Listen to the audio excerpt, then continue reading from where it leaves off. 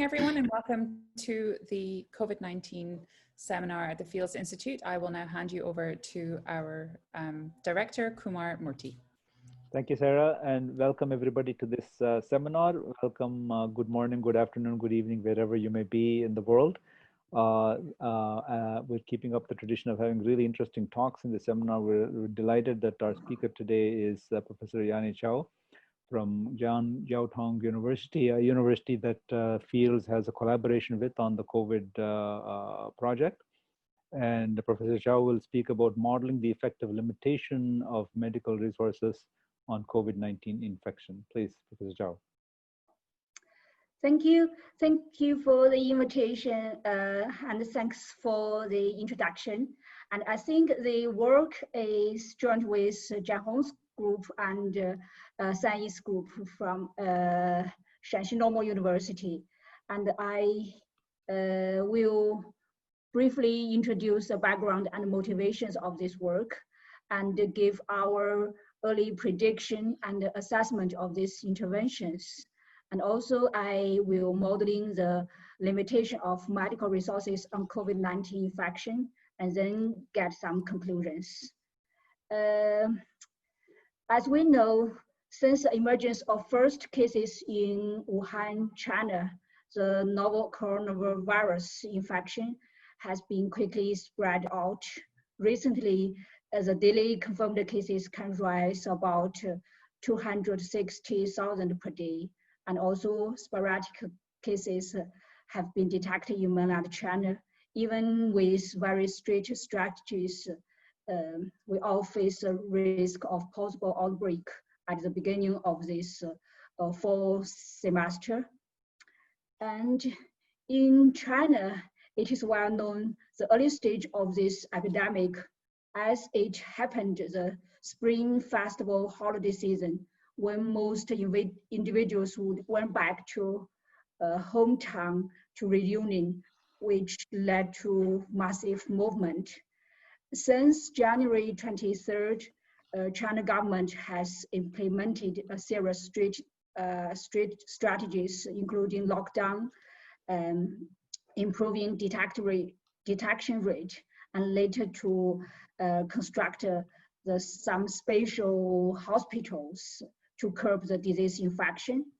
For me and for my family, just before the lockdown of Wuhan, we went back to the home of mother-in-law in Hubei province to spend our Spring Festival holiday.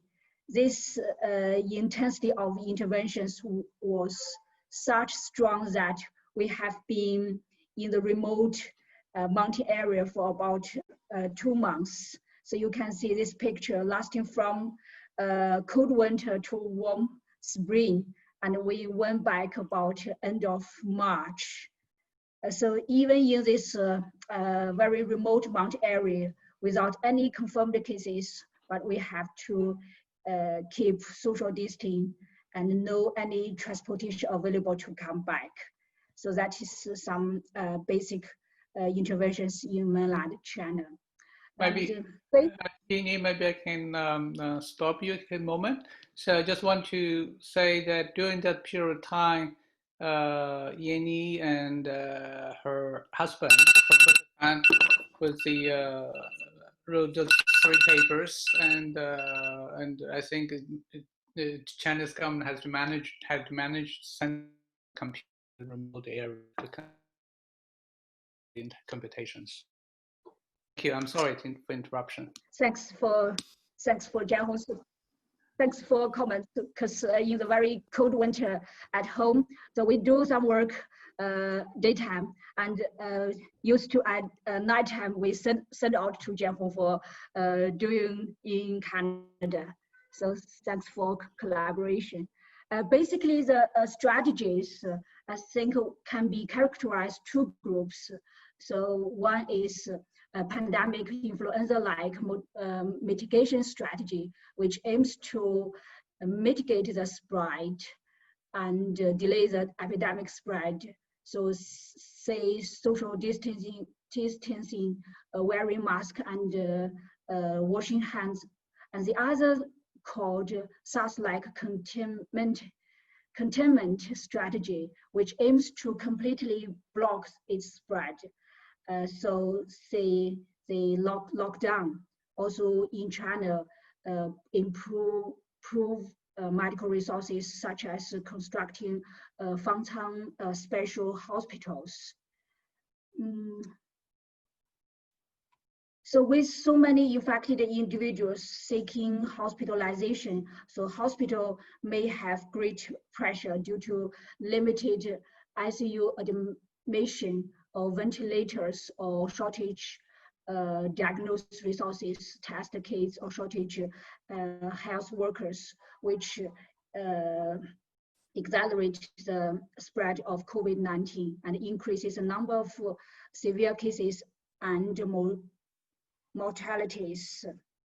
And given this, so many infected individuals and also the resource limitation, so how to accurately predict the development of disease infection suggested the optimal interventions becomes a challenge.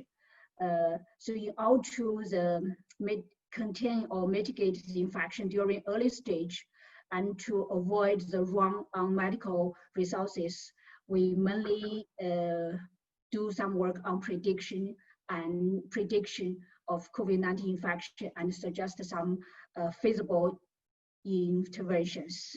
So in the following, I will present our work on early prediction and then do some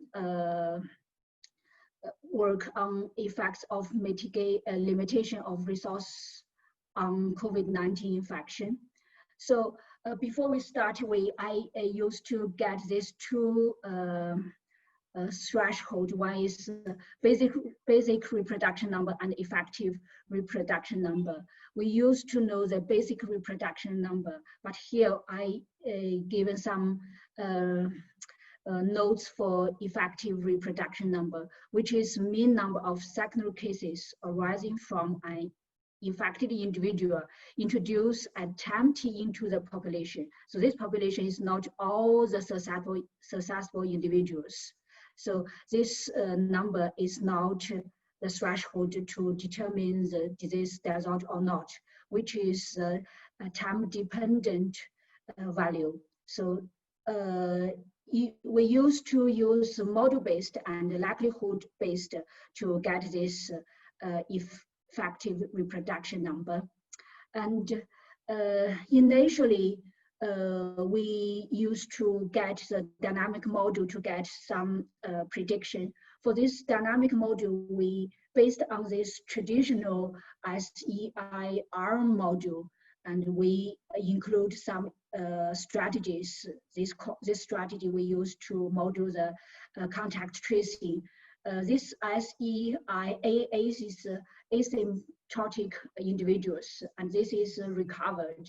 So with contact tracing, proportional Q of these individuals, this Q is quarantine, the rate of quarantine.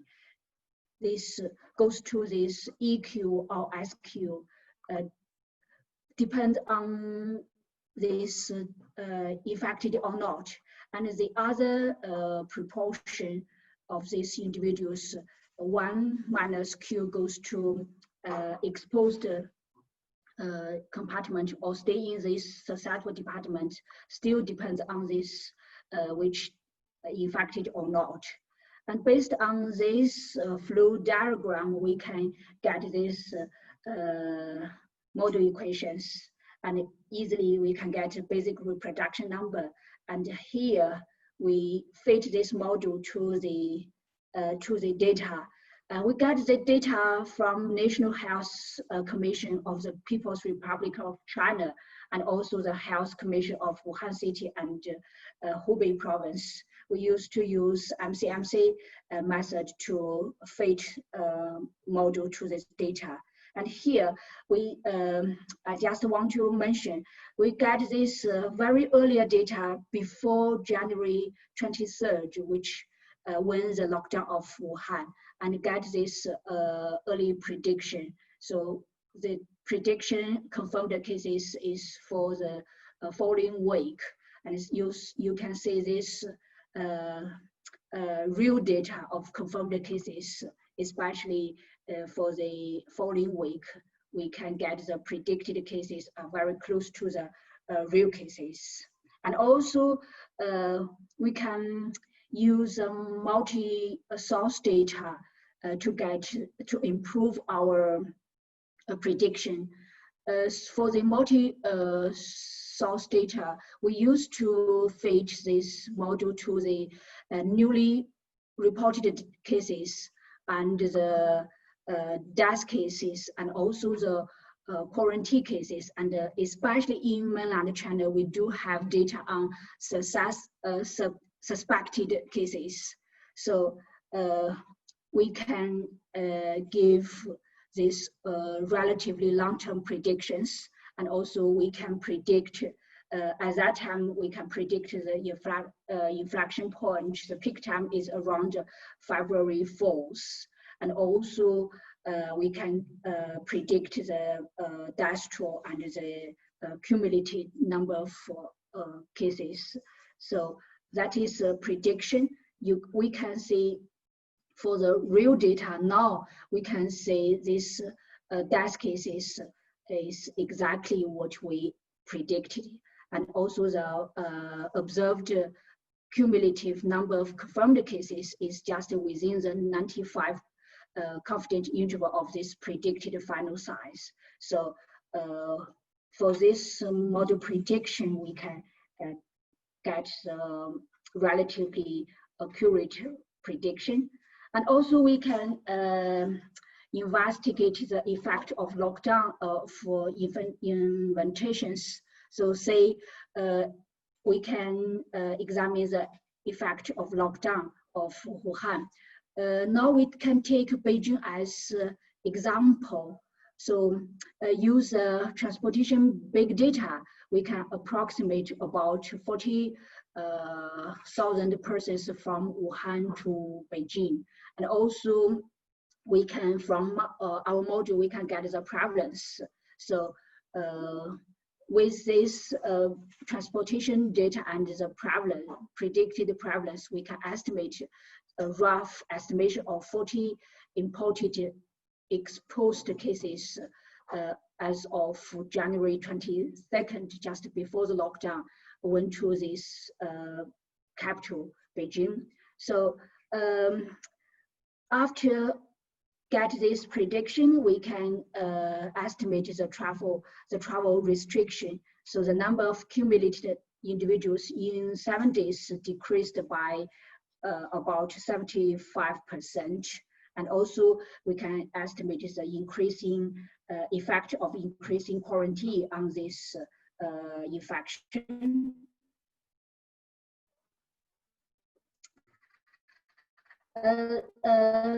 Previously, we can we just show the example of how we estimate if we can examine the variation in effective reproduction number, so get the overview of comprehensive effect of interventions. So basically, we we do this for 2 groups. Use a deconvolution method to estimate the number of cases with illness on site on the basis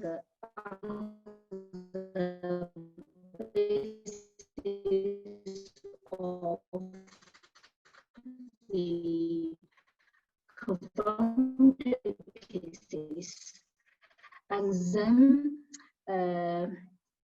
based on this number of this effective reproduction number, use a likely-based method, use this likelihood function. But we just note, we assume the series interval follows a gamma distribution with mean E and variance V. And also the estimation is relatively sensitively to the series interval. So this figure, you can see from this time point, the China government just implemented the serious strict interventions. And the correspondence, we can get this RT, effective reproduction number. So you can see this RT just persistent decline, especially about February 9th, this RT decline below to unity. So that shows this very effectiveness of these interventions China government just implemented. Similar work for several countries, especially for South Korea. You can see that during the early stage, the very strict strategies are very effective, and this RT quickly decline and after unstable below unity for a long time. So that means you can, from this one, you can see the China and South Korea containment strategy. But for the Japan and the Spain, so at that time we also get the estimation of this RT. So this RT, you can see the RT oscillate around the one. So that means as this mitigation strategy are a bit effective. So this shows another kind of strategy we called influenza, pandemic influenza like mitigation strategy. This strategy is just using the mitigate infection, cannot completely block the infection. So you can say this from the estimation of RT. And also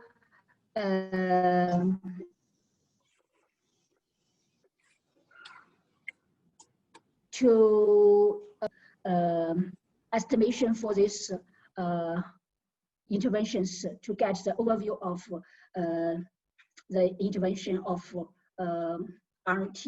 But now we can want to model the limitation of medical resources. For the medical resources, from this literature, we can see the TrueLove used a stochastic SERR model to simulate the transmission in refugee camp in Bangladesh. So you can see from this figure, with the various transmissions, they get estimation on daily hospitalization capacity required, and also they obtain the detailed days on which the hospitalization need exceeds the capacities. And also the Miller's group proposed H-structure SER model and explored the burden of hospitalization and ICU admission in US.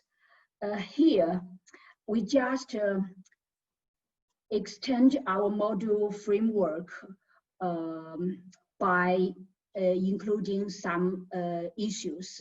The first, we add one more compartment here, this H1. So for H1 is confirmed and quarantined at home. This H2 compartment represents the confirmed and hospitalized. And also we redefine the compartment T. So previously the compartment here we called EQ, that's from contact tracing from this successful here, this we redefine this T as quarantined suspected individuals, including EQ, and also some individuals with fever. This directed from this fever clinics, from this susceptible to this one. So this compartment T do include both EQ and I think the general individual with fever come to this link. So based on this traditional SEIR module, and we include the contact tracing, and also we include the two compartments, H1 and H2. H2 is similar meaning, is confirmed and hospitalized. This is confirmed but not hospitalized. That is quarantined at home. So based on this flow diagram, we got these model equations, especially for this one, which is similar to previous. But here, this cycle can be infected by the asymptomatic individuals, and also some quarantined at home. So that is quarantine is not very well. And also here, this new S, just from this susceptible to this T classes represent this, they get from this susceptible to the T plus via fever clinics. And also this HCT represent a number of hospital beds at time T. So this maximum of this function and 0 represents the maximum number of remaining beds on the day T. So this one, this minimum is just we use to represent the resource limitation. So other term is quite similar to previous model. And to we now model the evolving number of bytes.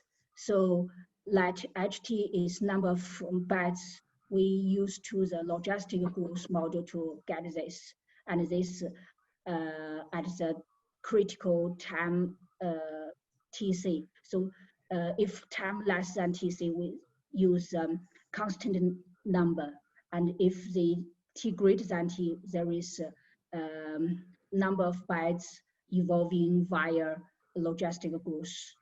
And also similar, we can get this time-dependent contact rate, which is decreasing function, and a time-dependent quarantine rate, which is increasing function, and a time-dependent detection period, which is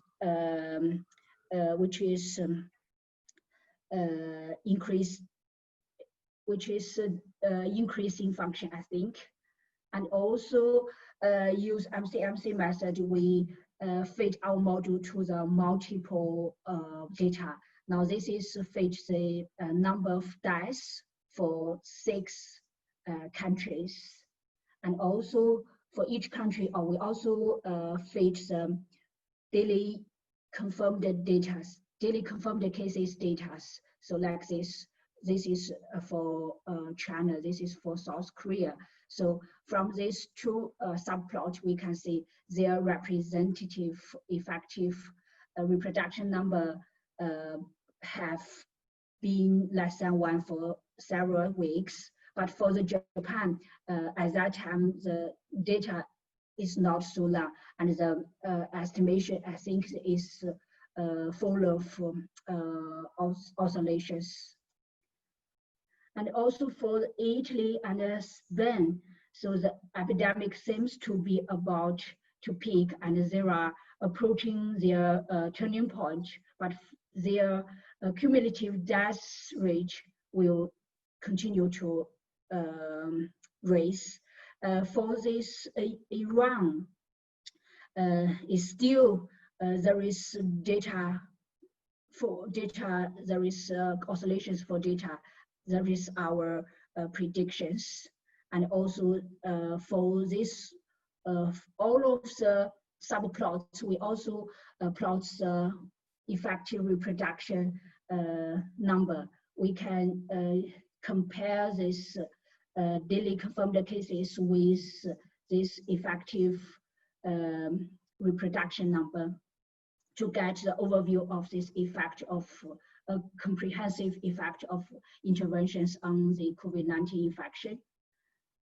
So, and also we can get this rate functions for several rate functions. So the contact rate function use blue, and the quarantine rate for red, and also this hospital beds for the blue one.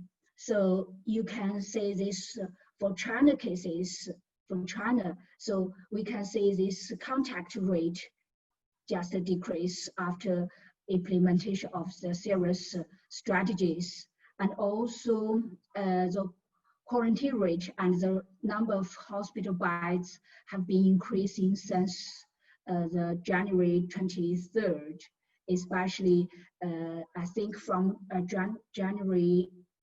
February 4th to the middle of February, the China government constructed several special hospitals like Fangsang hospitals. So the number of hospital beds just quickly increase. So that's this our estimates curves. For the South Korea, you can see this quickly increasing number of beds available, and also the quarantine rate to respond to this early epidemic. So for this here, Japan, we can see the constant, we estimated the constant quarantine rate, and also the estimate the constant contact rate. So the Japan, the keeping the higher quarantine, so there's no urgent need to supplement the number of beds for high-risk patients due to the very low rate of increasing the infected individuals at that time. So the number of infected individuals is quite short, and also they keeping the higher quarantine rate, so there is no need to increase the hospital beds. So for the Italy, we also get the prediction for the higher increasing rate in the number of beds and high quarantine rate, but the lower detection rate. And this is for Spain and Iran. You can see this for the Spain, the relatively higher quarantine rate, but the lower increasing rate in the number of beds available and a lower detection rate. For this Iran, relatively higher quarantine rate, while relatively lower rates of increasing the number of beds available. So that's we get the estimation of these rate functions. And also we can use this rate function to predict the timing of run of medical resources. We define this function, which is represents the daily potential number of beds available for the individuals who currently seek for hospitalization. So if this function equals to 0, represents the occurrence of run on medical resources. So from this one, we can predict the timing of such run for various countries, and also predict the duration on which hospitalization needs exceeds beds available. And also we can examine the variation in these curves with detection rate, production rate, and the capacity of beds. So this plot is for the China. So this black value, so estimates the baseline value. So from this black curve, we can predict the run on medical resources occur from around January 29th to the February 14th. So I think this estimate with this prediction is exactly the facts. Can predict the cumulative number of deaths would increase by 74% if the capacity of beds are reduced by 2/3. So that is for this China case. For this Italy, so you can see this baseline, the black curve, and also if with increasing the provision of beds threefold, will only elevate the shortage of resources for short term, and then the run on medical resources will happen again, just like this green curve. So this happen again. And also increasing the capacity of beds threefold will avoid the run on medical resources, like the blue curve shows. And also increasing in the detection rate greatly reduces the cumulative number of deaths. That is for the Italy. For the Spain, which is similar, you can see this green curve and this blue curve. So that means increasing this capacity and also this growth rate of hospital beds will just alleviate the shortage of resources, but the run on medical resources will happen again. But if we just increasing the detection rate, will greatly reduce the cumulative number of deaths.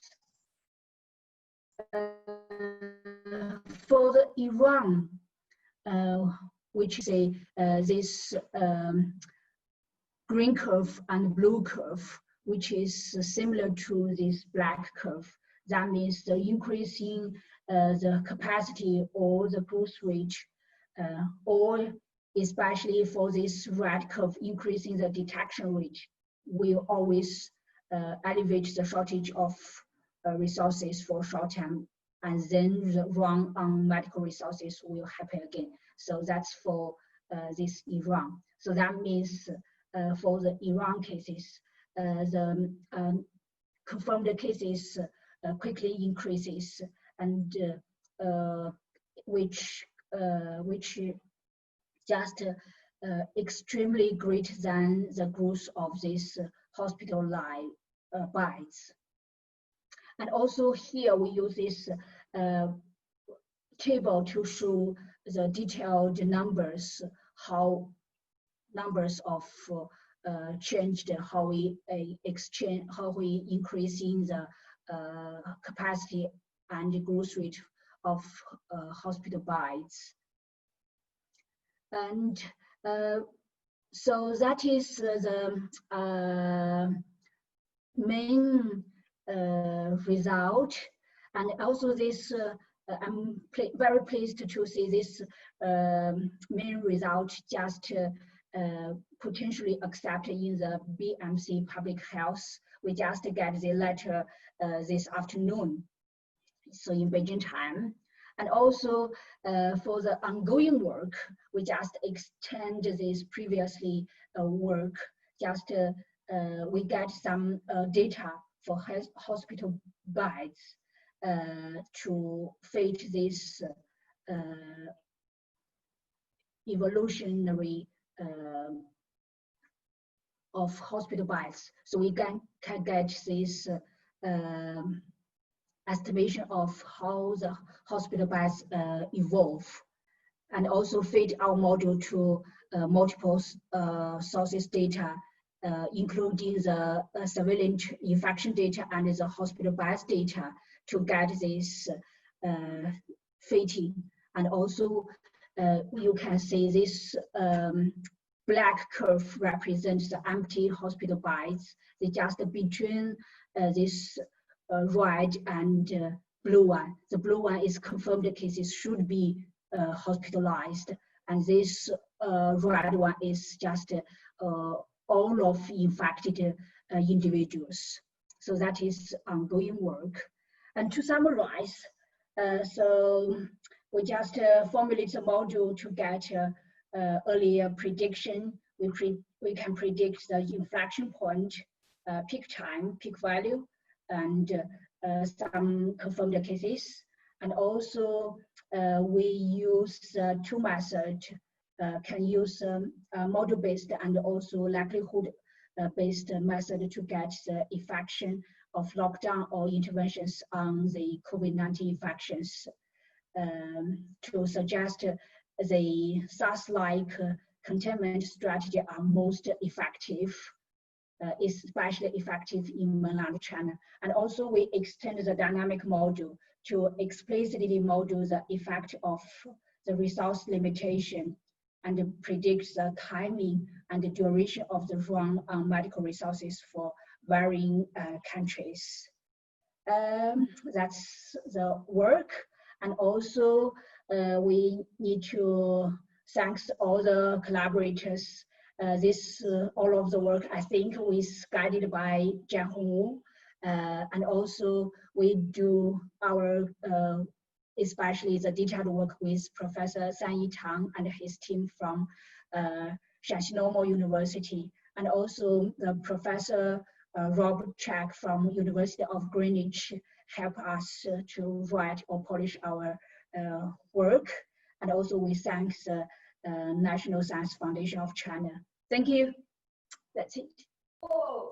Thank you very much, Dr. Xiao. That was excellent, really, really interesting work. I just maybe want to start by, it's very interesting to see how close the modeling was to demonstrate this change in hospital beds and resources. And I'm interested to know if you're now working on some predictions going into the winter season, how, you know, in terms of bed use and resources. I wonder if you could just comment on what your models are predicting for this winter. Thank you. Yeah, do you have any thoughts on this winter for the second wave, or are you expecting a second wave in China? Oh, second wave for China, I think it is, it seems impossible, because in China we do have very strict strategies, especially now during the beginning of this fall semester. We all get some social distancing, and there are a lot of strict, very strict strategies. Even without any confirmed cases, we all need to wear a mask. When we in this either school or in the bus. We need to wear a mask. So I don't think it is possible to get the second outbreak.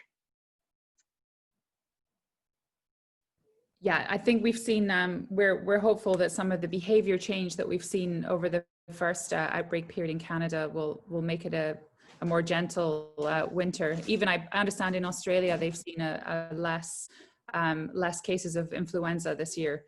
So there seems to be less transmission because of these changes in social distancing and mask use. I was wondering if anyone in the seminar would like to ask a question. I'm just looking for any raised hands. If anybody would like to come off mute. I'm not seeing any hands. Well, it's really a very interesting presentation. Thank you very much. We look forward to following the rest of your research over the rest of the year. And I'd like to thank you on behalf of Fields and Jiaotong and Kumar. And thank you for coming so late in the evening to join us, because I appreciate it's the end of the day for you. So thank you very much indeed. And I will, if there's no more questions, then we will close the session. But thank you very much. Thank you. Thank you. Thank you.